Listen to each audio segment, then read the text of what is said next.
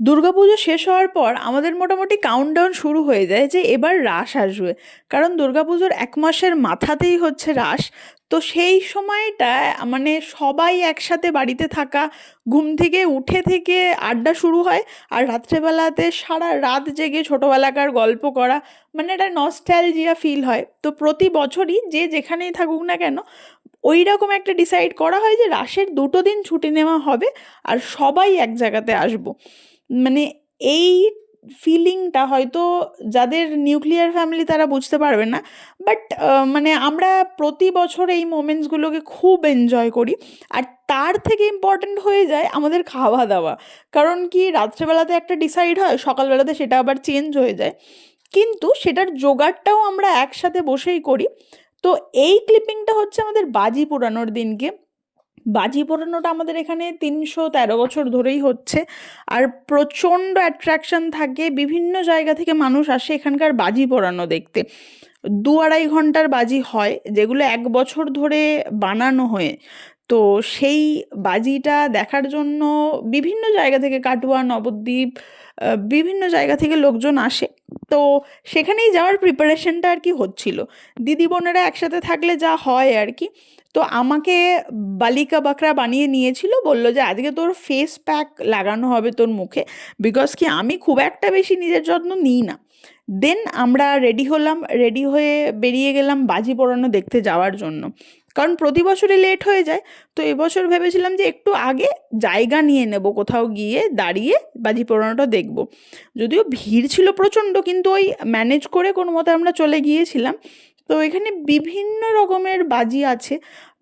সব থেকে মেন আকর্ষণ হয়ে যায়, 4টে কদম ঝাড় লাগানো হয়। কদম ঝাড়টা ঠিক একটা পোলের মতো হয়, যেখানে ডিফারেন্ট কাইন্ডস অফ বাজি লাগানো থাকে।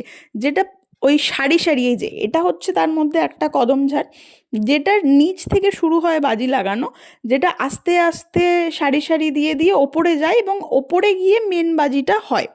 এছাড়াও বিভিন্ন ফায়ার ক্র্যাকার্স তো থাকে, যেগুলো মানে আকাশে এই যেরকম হচ্ছে এই রকম হয়।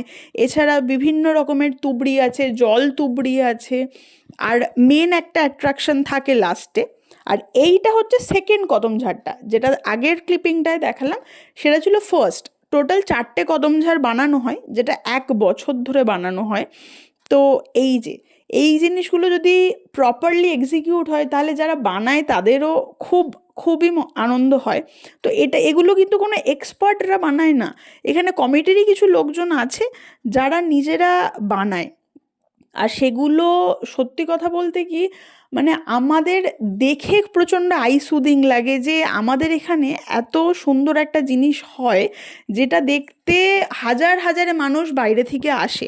আর এই যে আমাদের যেরকম দেখা হয়ে গিয়েছিল বাজি পোড়ানো, বাজি পোড়ানো দেখার পরে আমরা চলে এসেছিলাম মাদের কাছে।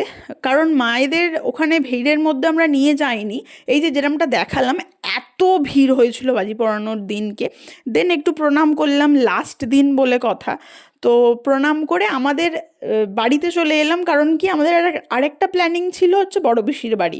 বড় পিসির বাড়িতে এবছর নাইট আউটের প্ল্যানিং আমাদের হয়েছিল, বড়দিরাও এসছিল। তো আমরা সবাই মিলে সারা রাত্রি আড্ডা দেব আর ভীষণ মজা করব, এই একটা প্ল্যান করা হয়েছিল। বিকজ কি, স্যাটারডে পড়েছিল বাজি পড়ানোটা।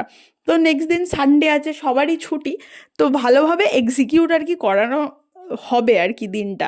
তো আমাদের সেই মতোই বেরিয়ে গিয়েছিলাম। আর রাসের সময় যত রাত্রিই হোক না কেন, কিছু আমাদের অসুবিধা হয় না।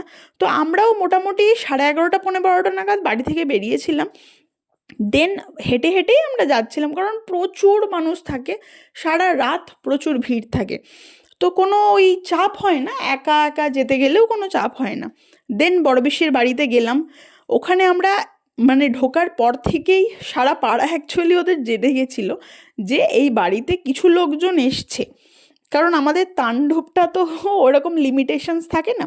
আর তার মধ্যে এই যে এই দুজনা গেছে, এই দুজনা তো মানে ভাত খেয়েছে, ওদের ভাত ডিম সব খাওয়া হয়ে গিয়েছে।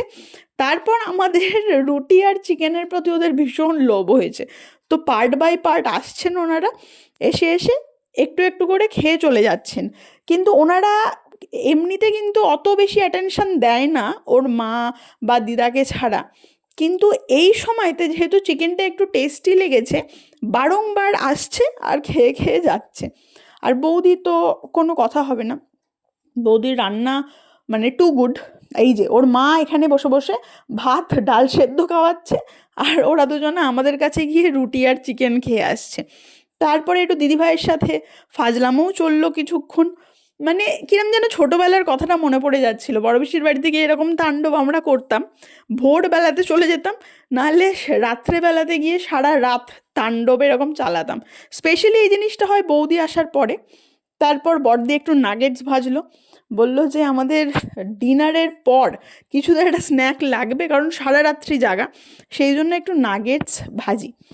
দেন এই পেকুরামগুলোকে দেখছি যে নিজেরা ইউটিউব খুলে ভিডিও দেখছে, আর মানে দুজনে একসাথে কনসেন্ট্রেট করে দেখছে, যেখানে ওদেরকে ডাকলেও কোনো সাড়া পাওয়া যাচ্ছে না। যদিও আজকালকার জেনারেশনের বাচ্চাগুলো সেমই হয়, তো আমাদের রাসটা ভালোভাবে এক্সিকিউট হলো।